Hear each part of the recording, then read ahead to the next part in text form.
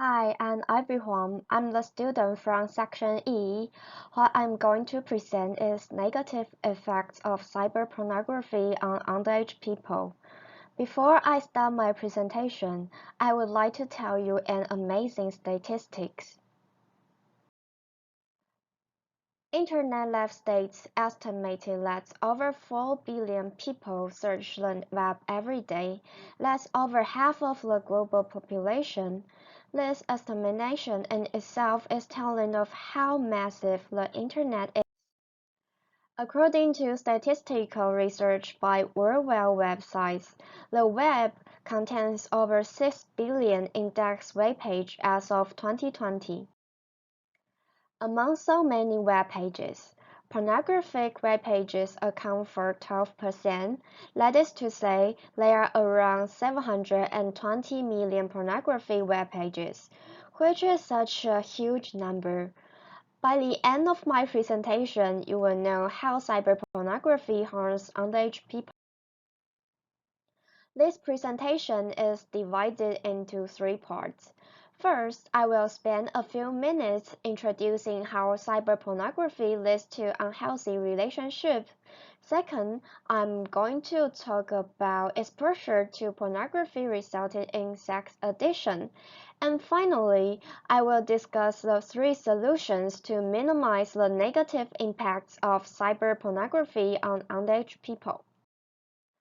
Pornography will normalize sexual harms, promote aggression toward women, and shape negative attitudes and behavior toward women, which will lead to unhealthy intimate relationships. You all know that for adolescents, forming romantic and sexual relationships is a crucial developmental assignment. However, sexual content on media often sends good, stereotypical, and potential damaging messages about sexuality. Children and youth are more vulnerable to pornography images than adults because the mirror neurons in the brain convince them that their experience what they see. Mirror neurons plays a vital role in learning because most children learn in large by imitation. Underage people will practice however they learn from the media in a relationship, violence and aggression included. First, by presenting a lack of emotional relationship between consensual partners, unprotected sexual content, and even violence and rape. Pornography normalizes sexual harm.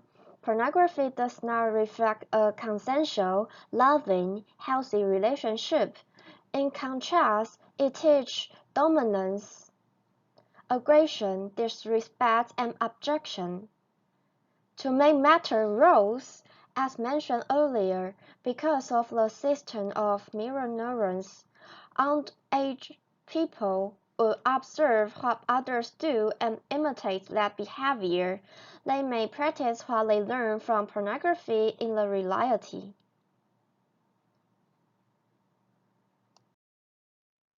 Second, pornography also promotes aggression toward women. Aggression and violent actions or language in pornography might mislead the youth. After contacting this kind of information, underage people are likely to practice violence and aggression when being in an intimate relationship, because they think what behaves in pornography is socially acceptable. Third, exposure to sexual content shapes negative attitudes and behavior toward women. Typical sexual scripts focus on men's sexual desires and prowess, which strengthen the stereotype that women are sex objects.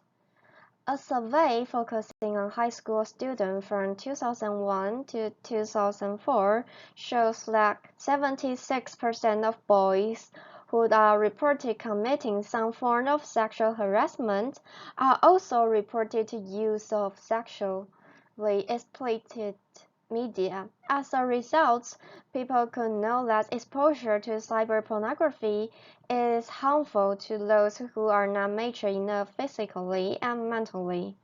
Based on above three instances, contacting pornography does hurt healthy intimate relationships. Let's move on to the next point.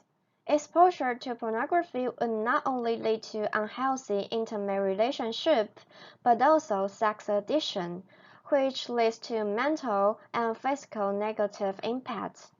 Adolescents are more vulnerable to sexually explicit content due to the significant physical, emotional, cognitive, and sexual change associated with teenage growth.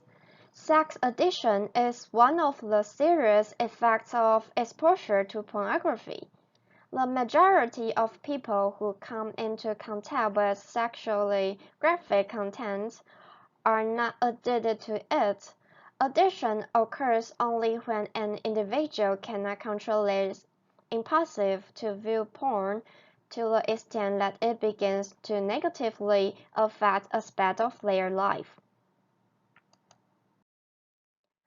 For the mental aspect, patients with sex addiction are likely to suffer from depression and anxiety. People who are addicted to sex will do whatever they need to satisfy their craving, substance abuse included, which would make the situation more terrible. What's worse, they might become sex offenders. Besides, sex addiction affects not only the performance of study, but also every aspect of novel life, because patients would fail to control their libido and ignore their job, family, relationship. If youth with sex addiction don't seek help, they might suffer from it for a long time and even ruin their future. On the other hand, sex addiction could also lead to some physical problems. One of the most common symptoms would be erectile dysfunction, and this kind of problem only happens among men. Overuse of pornography would make desensitized sexual response. A man watching sexually explicit material too often needs more stimulation than normal people. To obtain the same desired effect, he must increase sexual activity. Some sex addiction patients may take drastic measures to meet their needs, such as engaging in sex with multiple partners.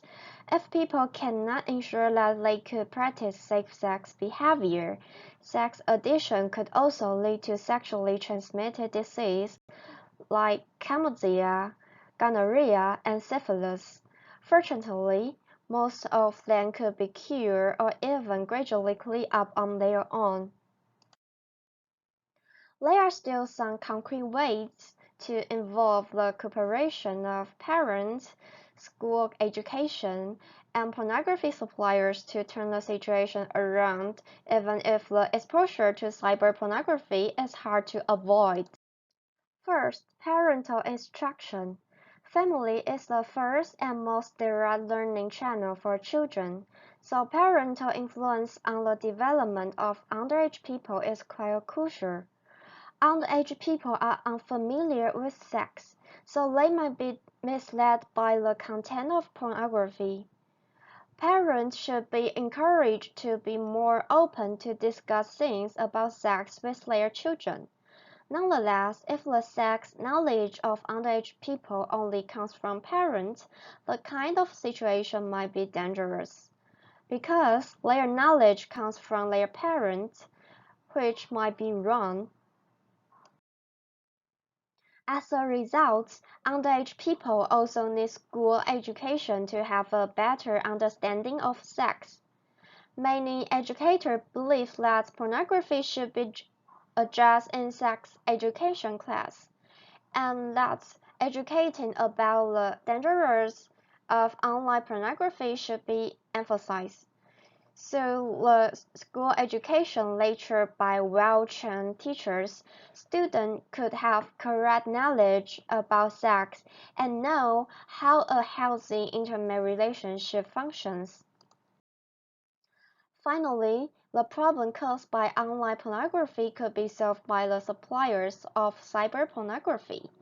Because users in cyberplace are anonymous, it's quite difficult to discriminate based on age.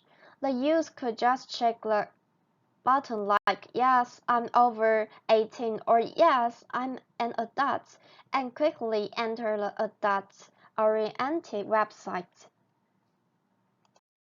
Luckily, services with names like AdultCheck and Pornopress now provides a data identification number to individual Internet users for a one-time fee of $9.95 charged to a credit card. The number then serves as a key that provides easy access to all the Internet sites that put up the gates required by Communication Decency Act. Instead of a warning button, a dot identification number made the channels of pornography much more difficult to obtain, so most of underage people might give up on their idea of browsing a dot-oriented website. This slide is a brief summary of what I've talked about. Because of the libido or curiosity, people would search for adult-oriented websites and view pornography, which is a normal thing for people. Nevertheless, underage people's exposure to pornography brings some substantial harms, including unhealthy intimate relationship and sex addiction, which involves mental and physical negative impacts. Although underage people's exposure to cyberpornography is inevitable, there are still some ways to ease the seriousness of the matter. Through the joint efforts from parents, schools, and pornography suppliers, the negative effect caused by the prevalence of pornography could be minimal. This is the World Society page. That's all for my presentation. Thank you for your attention.